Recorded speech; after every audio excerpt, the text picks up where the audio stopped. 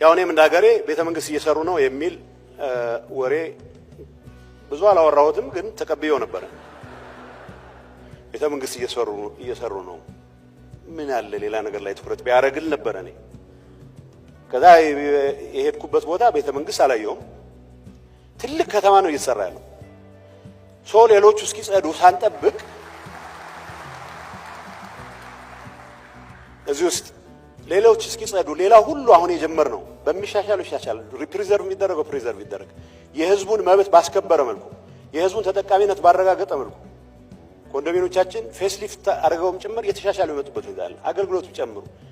ይሄ ያየሁትን አዲስ ከተማ ሊፕፍሮግ ማድረግ የሚያስችልህ ቴክኖሎጂ እስክትለማመድ ሳይሆን ፈጥረህም አምጥተህም ተግባራዊ ልታደርግበት የምትችል ከሌሎቹ ትልልቅ አገሮች ከደረሱበት ደረጃ እኩል መጀመር የሚያስችልህ ስራ እየተሰራ ነው የሚል እምነት አለኝ በገባኝ ልክ።